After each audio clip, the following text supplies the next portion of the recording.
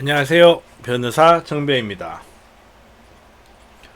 오늘 질문은 경추 수술 후에 후유증을 앓으시는 것 같아요. 2018년 12월경에 목신경 검사를 받았고 허리 수술 총 3번 한 경험이 있는데 허리가 계속 안 좋아서 2월 달에 허리 검사를 앞두고 교통사고가 있으셨다고 해요. 염자 정도의 증상만 있으셨고 허리 수술 받긴 했지만 받으러 했는데 경추 수술을 하자고 했고 경추 수술 이후 하체 마비로 인해 몇 주간 고생을 했고 양 손가락이 현재까지 사용이 불편하다고 하세요. 그리고 9개월가량 입원을 했었다고 하네요. 그리고 경과기록주에 오류가 있다고 생각하시는 것 같아요. 신경성 파행으로 보행이 스스로 힘듦이라는 문구가 있다는 거, 이 부분이 잘못된 것 같다네요. 그리고 경과기록지 전 수정 부분 관련 전체 기록지를 받으려고 하는데 병원에서 바로 발급받을 수 있을까요? 라고 하셨어요. 우선은 문제는 3개인데 질문은 하나밖에 없네요. 마지막에 병원에서 바로 발급받을 수 있을까요? 바로 발급받으실 수 있습니다. 자, 의료법이 개정이 되면서 의료 기록이 열람해서 본인에 관한 기록에 추가 기재 수정된 경우 추가 기재 수정된 기록 및 추가 기재 수정 전의 원본을 모두 포함하여 의료 기록부를 발급해달라고 하거나 열람하는 것이 가능해졌어요. 따라서 수정 전후의 것을 모두 받아보실 수 있어요. 자, 간단하게 두 번째, 경과기록지에 오류가 있는 것 같다라고 하셨는데 뭐 질문이 없어서 뭐라고 말씀드리긴 힘들지만 경과기록지에 오류가 아니냐라는 질문인 것 같아요. 답변부터 드리자면 오류가 아닐 가능성이 높아요. 신경성 파행으로 보행이 스스로 힘듦이라는 말은 아예 못 걷는다는 의미가 아니에요.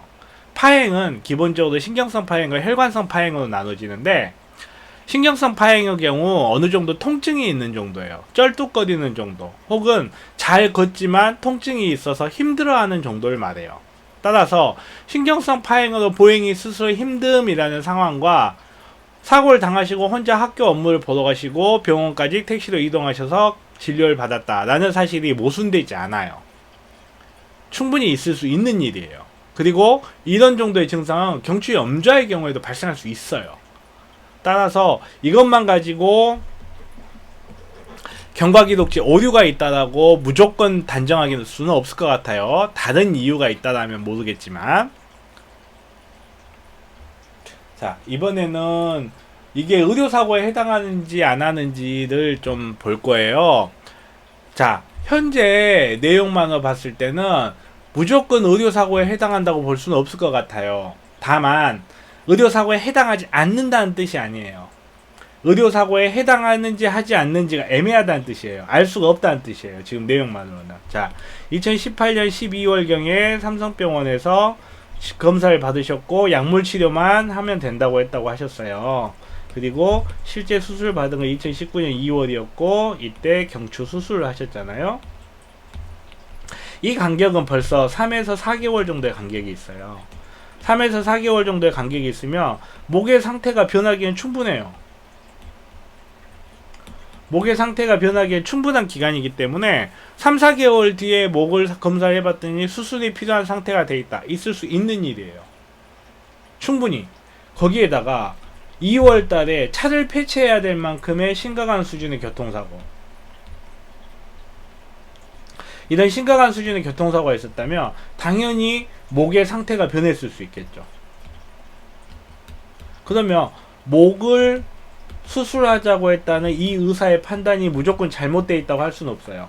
정말로 목이 수술이 필요한 상태였을 수도 있고 그렇지 않았을 수도 있어요. 자, 이 부분을 확인해야만이 이게 의료사고의 개연성이 높은지 아니면 의료사고에 해당하지 않을 가능성이 높은지를 볼 수 있어요. 우선 지금 이 사건에서 의료사고에 해당하려면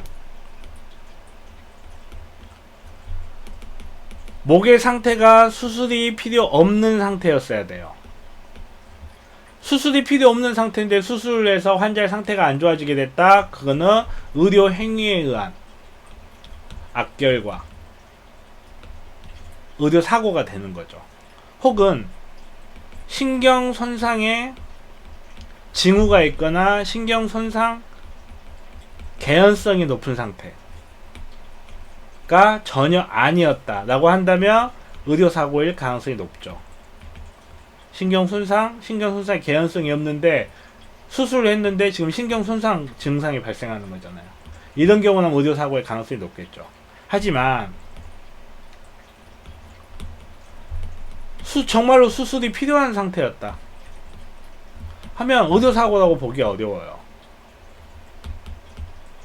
이에 따른 악결과가 있었다고 하더라도 이거는 의료행위에 의한 악결과가 아니라 교통사고에 의한 악결과죠. 신경손상 징후가 신경손상이 있었거나 신경손상 개연성이 높은 상태였다. 더더욱 의료사고에는 해당할 가능성이 낮죠. 이 경우에는 악결과가 있어도 마찬가지로 교통사고에 의한 악결과지 의료행위에 의한 악결과라고 볼 수는 없어요. 신경손상이 이미 발생했거나 신경손상의 개연성이 높은 상태에서 아무리 수술을 했다고 하더라도 완전히 좋아지는 건 아니에요. 만약에 이런 경우라면 그나마 수술을 했기 때문에 현재 상태가 손가락이 불편한 정도로 끝나는 것일 수도 있어요. 하지만 어느 쪽에 해당하는지는 역시 경추 손상 당시에 검사 결과를 확인해 봐야 정확하게 답변을 드릴 수가 있는 거예요. 이거를 확인하지 않은 상태에서는 의료사고일지 의료사고가 아닐지 판단하기 어려워요. 자, 일단은 의료사고라고 전제를 하고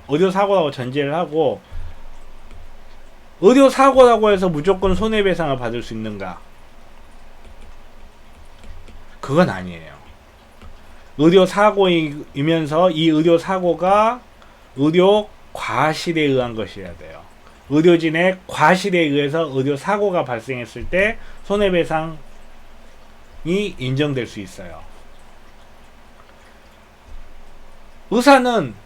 의료라는 거는 불확실한 게 너무 많아요. 현대의학에 한계가 있기 때문에 말씀드렸다시피 신경손상 같은 경우도 100% 치료가 되지 않죠.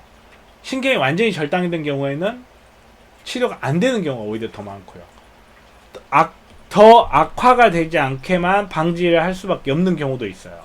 그렇기 때문에 단지 악결과가 발생했다 이것만 가지고 무조건 손해배상 의무가 있다고 하진 않아요. 의사가 과실을 저질렀어야 돼요. 예를 들어 볼게요. 목의 상태가 수술이 필요 없는 상태였다. 그런데 의사가 CT나 MRI를 잘못 판독해서 수술에 이르게 되었다. 이런 경우라면 의료 과실이라고 할 수 있겠죠. 아니면 목이 수술이 필요한 상태는 맞아요. 예를 들어서 뼈가 골절이 됐다든지 주변부의 근육이 너무 심하게 파열됐다든지 이런 경우에. 근데 신경손상은 전혀 없었어. 개연성도 없었어. 이런 상태였는데 수술 후 신경 관련 지금 질문자가 겪고 있는 신경 관련 후유증이 발생했다면 의료 과실의 개연성이 커지는 거죠. 지금 현재 상황에서 무조건 이게 의료사고에 해당되고 손해배상을 받을 수 있을 것이라는 확실한 답을 드릴 수가 없다는 거예요. 무엇 때문에? 사고 직후 목의 상태를 확인할 방법이 없기 때문에 그래요. 염좌 정도의 증상이 있었다 그랬는데 우리 모두 알고 있잖아요. 교통사고 이후 몸의 상태는 내 증상과는 별개일 가능성이 높다는 것 우리 모두 경험적으로 알고 있잖아요. 일반 상식으로. 염좌 정도의 증상이 있다고 해서 염좌인 건 아니거든요. 실제로는 내부에서 신경 손상이 있었지만 염좌 정도의 증상이 나타날 수도 있거든요. 그렇기 때문에 단정할 수가 없어요. 자, 의료 상담을 원하신다고 하셨는데 만약에 상담을 하시려면요. 의무기록지 특히 의사기록지 보통 프로그레시브 노트라고 해서 경과기록지가 있어요. 경과기록지, 간호기록지 그리고 수술기록지와 마취기록지 여기에 CT나 MRI, 일반 엑스레이 사진까지 하고 여기에 대한 결과를 기재하는 게 있어요. 결과 기록지. 가능하면 병원 영수증 세부내역 까지 가지고 의료소송 전문 변호사나 아니면 저 같은 의사 출신의 변호사를 찾으시는 것이 좋습니다. 일단은 이 정도는 있어야 정말로 의사에게 의료 사고에 해당하는지 그리고 의료 과실이 있는지 여부를 확인할 수 있고요. 그리고 만약에 이게 의료 과실이 있다고 한다면 어느 정도 수준에서 손해배상을 받을 수 있는지를 파악할 수가 있어요. 자, 오늘은 이 정도로 마치고요. 유익하셨으면 좋아요, 구독하기, 알람 설정까지 부탁드릴게요.